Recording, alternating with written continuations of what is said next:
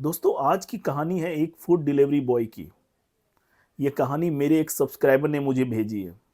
अगर आप भी अपनी स्टोरी मुझे भेजना चाहते हैं तो contact.abhaisa@gmail.com पर आप भेज सकते हैं। मैं आपकी स्टोरी को अपने यूट्यूब वीडियो में ज़रूर शामिल करूंगा। तो दोस्तों ये कहानी बहुत ही क्रीपी है और जब पहली बार मैंने इस कहानी को सुना था तो मेरे रोंगटे खड़े हो गए थे।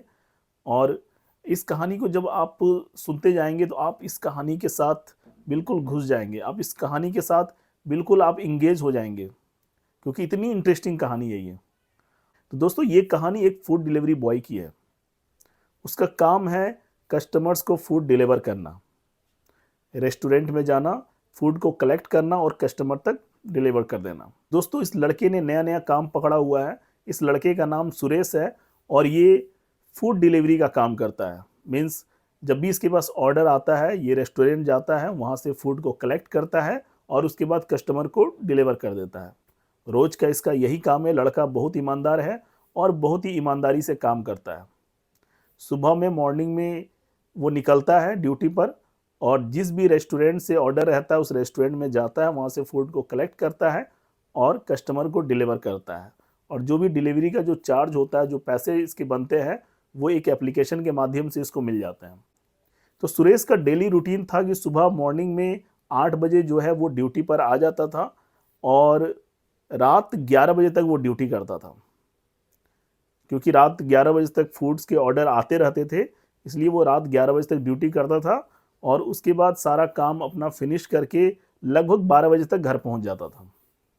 एक दिन रात 11 बजे जब सुरेश अपना सारा काम वाइंड अप करके घर जाने वाला था और वो जैसे ही एप्लीकेशन को ओपन करता है ऑफ करने के लिए कि उसको अब कोई ऑर्डर्स नहीं चाहिए 11 बजे के बाद, तभी उसी वक्त एक ऑर्डर आता है सुरेश के पास। वो ऑर्डर थोड़ा हेवी ऑर्डर था। मीन्स उसमें बहुत कुछ कस्टमर ने मंगवाया होता है। थोड़ा कन्फ्यूजन में था कि ऑर्डर को रिसीव करूँ या ना करूँ। फिर उसकी नज़र पड़ती है ऑर्डर डिटेल पे। उसमें बहुत सारा खाना जो है ऑर्डर किया हुआ था। वो देखता है कि बहुत सारे वैराइटीज़ जो है खाने के कस्टमर ने ऑर्डर किए हुए हैं। तो सुरेश को लगता है कि अगर मैं इस फूड को डिलीवर कर देता हूँ, क्योंकि बहुत बड़ा ऑर्डर था, तो शायद मुझे बड़ा टिप भी मिल जाएगा। इस लालच में सुरेश जो है ऑर्डर को रिसीव कर लेता है। रिसीव करने के बाद वो उस रेस्टोरेंट में जाता है जहाँ पे फूड प्रिपेयर होना था। तो वहाँ पे फूड प्रिपेयर होता है। क्योंकि रात में 11 बजे सुरेश ऑर्डर रिसीव किया था, इसलिए फूड बनते बनते 30 मिनट्स का टाइम लग जाता है। 11:30 हो जाता है। 11:30 में सुरेश जो है फूड को कलेक्ट करता है और उसके बाद सुरेश जो है फूड को डिलीवर करने के लिए निकल जाता है। रास्ता थोड़ा लंबा था क्योंकि ऐप में जो मैक्सिमम डिस्टेंस जो सेट किया हुआ था, उस मैक्सिमम डिस्टेंस से ऑर्डर आया हुआ था। रास्ते में एक सुनसान जंगल भी पड़ता है जिससे होकर सुरेश को जाना पड़ रहा था। क्योंकि रात के 11:45 लगभग हो गए थे, इसलिए सुरेश को थोड़ा डर भी लगने लगा था कि इतनी रात में सुनसान सड़क पे मैं अकेले जा रहा हूँ, अगल बगल कोई भी नहीं है। तो थोड़ा सा सुरेश को डर फील हो रहा था, लेकिन वो कंटिन्यू अपनी गाड़ी जो है वो चलाता गया और जाते जाते जिस एड्रेस पे उसको पहुंचना था वहां पे वो पहुंच गया। वहां देखता है कि एक ओल्ड घर बना हुआ है, काफी पुराना घर जो है एक आउट लोकेशन में बना हुआ था। और जो घर था वो काफ़ी ओल्ड था। मीन्स उसकी जो पेंटिंग वगैरह थी घर की वो बहुत झड़ चुकी थी और बहुत ही घर जो है बहुत समय से पेंट भी नहीं हुआ था। घर की खिड़कियां वगैरह भी थोड़ी टूटी हुई लग रही थी। तो सबसे पहले तो सुरेश को समझ में नहीं आया कि ये जो घर है इसमें कोई रह भी रहा है या नहीं रह रहा है। थोड़ा सा उसे डाउट हुआ। अब क्योंकि ऑर्डर इतना हैवी है तो डिलीवर करना भी ज़रूरी है, वरना सैलरी से अच्छे खासे पैसे भी सुरेश को के कट जाएंगे। तो वो थोड़ा सा कन्फ्यूज़न में था कि घर भी ओल्ड लग रहा था, जैसे कोई इसमें रह ही नहीं रहा हो। सुरेश क्या करता है, सबसे पहले रेस्टोरेंट के जो मैनेजर हैं उनको कॉल करता है, लेकिन मैनेजर साहब कॉल रिसीव नहीं करते हैं। हो सकता है वो भी सारा अपना शॉप जो है बंद करके सो गए हों, घर चले गए हों और वो मोबाइल जो है उनके पास ना हो, जिसकी वजह से वो कॉल रिसीव नहीं कर पाते हैं।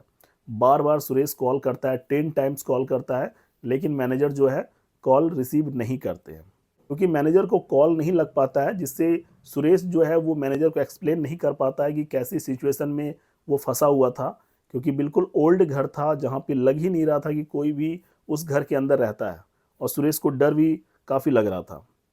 अगर मैनेजर साहब कॉल उठा लेते तो वो बता देता कि सर ऐसा सिचुएशन है, यहाँ पे फूड डिलीवर नहीं हो सकता है, वो फूड को लेकर रेस्टोरेंट में वापस चला जाता। क्योंकि मैनेजर साहब ने कॉल नहीं उठाया तो वहाँ पे ये दिक्कत थी कि अगर वो बिना डिलीवर किए वो चला जाता है तो उसके पैसे कट जाते हैं सैलरी में से। तो सुरेश वहाँ थोड़ा रिस्क लेता है और अपनी गाड़ी को पार्क करता है और थोड़ा आगे बढ़ता है। जैसे ही आगे बढ़ता है तो उस ओल्ड घर की एक खिड़की की लाइट जल जाती है। थोड़ा सा सुरेश जो है अब कॉन्फिडेंट होता है कि शायद घर के अंदर कोई है, क्योंकि घर की लाइट जो है वो जल गई है। थोड़ा थोड़ा वो आगे बढ़ता है। आगे बढ़ते बढ़ते वो गेट के पास जाता है। गेट के पास बेल बजाता है। बेल बजता है, बेल रिंग होता है, लेकिन अंदर से कोई भी आवाज़ नहीं आता है। बेल बजाता है लेकिन अंदर से कोई रिस्पॉन्स नहीं आता। अब सुरेश को लग रहा था कि शायद घर में कोई नहीं है और वो वापस जाने लगता है। जैसे ही वापस वो मुड़ता है, थोड़ी देर में गेट खुलने की आवाज़ आती है। सुरेश मुड़ के देखता है। सुरेश जैसे ही पीछे देखता है गेट की तरफ तो गेट खुली हुई थी, लेकिन कोई भी गेट के पास खड़ा नहीं था। सुरेश को लगता है शायद कोई है घर में, तो वो आगे बढ़ता है, गेट के पास जाता है, देखता है कोई भी नज़र नहीं आता है। थोड़ा और वो आगे जाता है और घर के अंदर जो है वो जो हॉल था वहाँ पे जाके वो खड़ा हो जाता है। आवाज़ भी लगाता है कि घर में कोई है, मैं फूड लेकर आया हूँ, आपके यहाँ से ऑर्डर था फूड के लिए, लेकिन कोई भी आवाज़ नहीं आता है। थोड़ी देर में सुरेश को फील होता है कि अंदर वाले कमरे से बच्चों के हंसने की आवाज़ आ रही है। सुरेश को थोड़ा अजीब लगता है कि घर में कोई नज़र नहीं आ रहा है, बच्चों की हंसने की आवाज़ अंदर से आ रही है।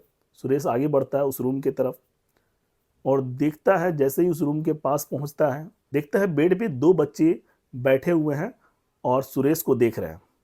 पीछे एक छोटा टीवी है जो ऑन है और उसमें भी बच्चों का ही कुछ कार्टून जो है वो चल रहा था। तो सुरेश कहता है कि ये फूड मैं लेकर आया हूँ, आपके यहाँ से फूड का ऑर्डर था, इसे कोई घर में बड़ा हो तो आप बताइए, इस फूड ऑर्डर को आप लोग रिसीव कीजिए। तो जो बच्चे हैं वो कुछ भी नहीं बोलते हैं, वो सीधा टकटकी लगाकर सुरेश को देख रहे थे। थोड़ी देर में बच्चों के जो आईज के कलर थे वो नीले होने शुरू हो जाते हैं, दोनों बच्चे के। वो कहते हैं बच्चे कि पीछे देखिए। जैसे ही सुरेश पलटता है, देखता है एक भयंकर कोई आत्मा या भूत टाइप का जो काफ़ी डरावना दिख रहा था वो सामने खड़ा था। जैसे ही सुरेश देखता है, उसका जो फूड का डब्बा होता है वो नीचे गिर जाता है और वहाँ से तेज़ी से भागता है। भागकर सीधे अपने बाइक पर बैठता है और बाइक को स्टार्ट करके जाने लगता है और कुछ भी सोचे बिना एकदम बाइक को तेज़ी से भगाता है। भगाते भगाते फिर से उस जंगल के पास पहुँचता है। देखता है कि वहाँ पे बिल्कुल सन्नाटा था और तभी सुरेश की बाइक खराब हो जाती है। सुरेश बाइक को वहाँ पे लगाता है और काफ़ी डर से जो सुरेश है वो काँप रहा था, काफ़ी परेशान था। सुरेश को समझ में नहीं आ रहा था कि इतनी रात को बाइक कैसे ख़राब हो गई, अब मैं यहाँ पे क्या करूँगा, और डर तो उसे लग ही रहा था। तब वो दिखता है अपने गाड़ी के जो रेयर मिरर्स होते हैं उसमें वो दिखता है कि दो बच्चे और एक भूत जो अजीब सा डरावना दिख रहा था वो धीरे धीरे सुरेश के करीब आ रहे थे। जैसे सुरेश पलट के देखता है तो वो तीन लोग सुरेश के पास धीरे धीरे चले आ रहे थे। सुरेश बुरी तरह से डर जाता है और जंगल की तरफ भागता है। वो तुरंत पुलिस को कॉल करता है, पुलिस को सारी बात फ़ोन पे बताता है, और सुरेश जो है वो भागता रहता है। भागते भागते सुरेश काफ़ी थक जाता है, वो एक जगह रुक जाता है, एक पेड़ के पीछे जाकर छुप जाता है। अगल बगल देखता है काफ़ी सन्नाटा रहता है, और थोड़ी ही देर में वहाँ पे देखता है कि पुलिस के जो गाड़ी की सायरन की आवाज़ है उसको सुनाई देती है। अब सुरेश को समझ में आ गया था कि पुलिस वाले जो है वो आ चुके हैं। वो किसी तरह से हिम्मत जुटाता है और दौड़कर अपनी गाड़ी के पास जाता है। देखता है कि वहाँ पे दो पुलिस वाले खड़े हैं और उसकी गाड़ी को जो है वो एग्जामिन कर रहे हैं, देख रहे हैं। तो तुरंत जाता है वो दौड़ के अपनी गाड़ी के पास, पुलिस वालों को सारी बात बताता है कि उसके साथ क्या क्या हुआ। पुलिस वाले उसके साथ उसको लेकर उसी घर पे जाते हैं जहाँ पर वो दोनों बच्चे और वो भूत सुरेश को दिखा था। पुलिस जो है सुरेश को अंदर लेकर जाते हैं और अंदर में पूरे घर की तलाशी लेते हैं, लेकिन उस घर में कोई नहीं था। पूरा घर वीरान था और एक भी कोई भी ना बच्चे की आवाज़ ना कोई इंसान घर में मौजूद नहीं था। उस घर में एक जंगली बिल्ली के अलावा पुलिस वालों को कुछ नहीं दिखता है। पुलिस वाले सुरेश को लेकर वहाँ से निकल जाते हैं और बोलते हैं कि तुम्हें वहम हुआ है, ये भ्रम है, तुम आराम से घर चले जाओ और घर में रेस्ट करो, सुबह तक सही हो जाएगा। सुरेश निकल जाता है घर के लिए, घर में वो रेस्ट करता है। नेक्स्ट डे मॉर्निंग फिर से वो ड्यूटी पर आता है और रेस्टोरेंट में जाकर ये सारी बात वो बताता है। तभी रेस्टोरेंट में एक दूसरा स्टाफ जो काफ़ी पहले से वहाँ पे काम कर रहा था कि वो बताता है कि जहाँ तुम फूड डिलीवर करने के लिए गए थे, वहाँ पे बहुत साल पहले 3 साल पहले वहाँ पर एक आदमी और उसके 2 बच्चे रहते थे, जिसकी हत्या कर दी गई थी।